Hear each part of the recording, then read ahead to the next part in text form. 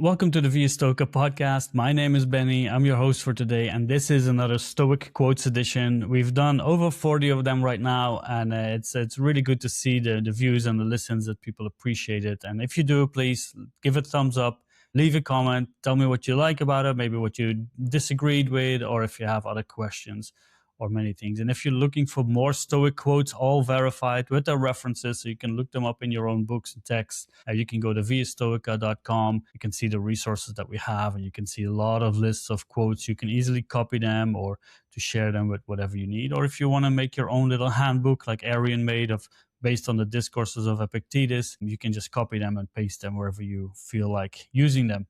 So please go ahead, go there. And again, if you have trouble with any of these things, if you are looking to help deal with anger or with other stuff that you're dealing with, you can always book a free consultation with us on viastoica.com. So check those out. But without further ado, we're going to go to the quote of today. And today it is Marcus Aurelius time. We're going to look at the Gregory Hayes translation and a Penguin translation as well of this quote. It comes from book 10 from his meditations and point 37. And remember, when we talk about these meditations, these are his personal notes, right? These are the things that he wrote to himself, never meant for publication. So especially with this one, we want to get into the head of Marcus Aurelius. We want to read it like it's him sitting somewhere on a battlefield, probably in Germany, in the Northern Europe side, Austria, Germany, present day Austria, Germany. And he's probably somewhere writing these things to himself, right? Maybe dealing with difficult people.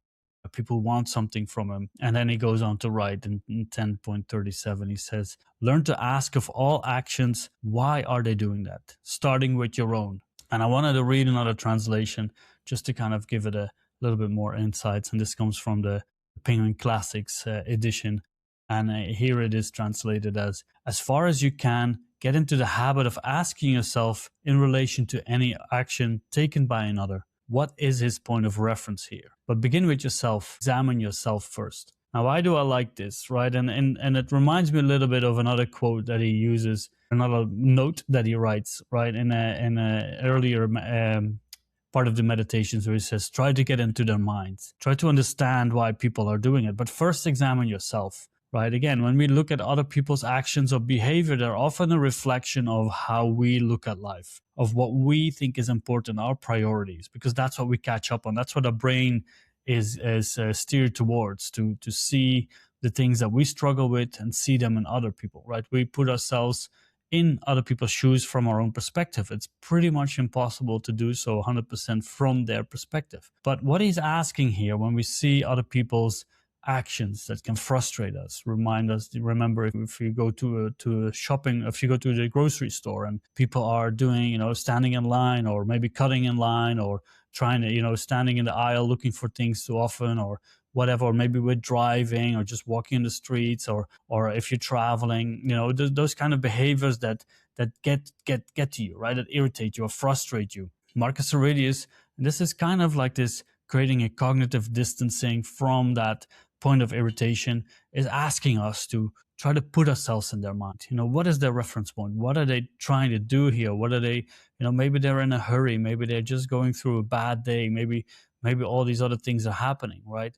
And then when we look at their behavior, we really want to try to see it for what it is, and not to add that value, that value judgment to it, to say, oh, this is a bad person, they are doing it to annoy me, right? Because that's oftentimes what it feels like, that people are doing something directly to me, while they're just probably doing it for whatever reason. And that's where a lot of arguments start, because we feel personally attacked by the behavior of others, while in many occasions it might just be an expression of their own frustration or something that they are dealing with, right?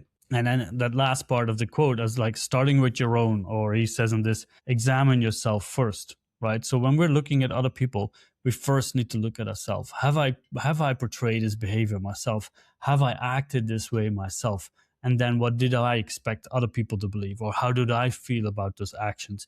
We can then relate it back to ourselves. So when we are in similar situations where we feel like we are doing the same, we can pause and hold ourselves accountable for our own actions, and make sure that we then try to improve on those actions, that we no longer do them, or we see why we are doing them and try to manage our behavior that way. So instead of first reacting to other people, we can ask ourselves, have I acted in this way? And why have I done so? And would I have been annoyed with myself? So why not stop doing it if I have? Or maybe if I know the underlying reasons why I have behaved in such a way, I could give the other person some slack. I could give them a little bit of time and just kind of maybe back off and maybe some more understanding of why people do what they do. And first of all, I don't know what they're doing. I don't know why they're doing it specifically. So let's start with the presumption, or let's start from the place to say, okay, let me give them the benefit of the doubt. They're not doing it directly to me. They're doing it because maybe they're worried about work or family or something else is on their mind, and that's why they have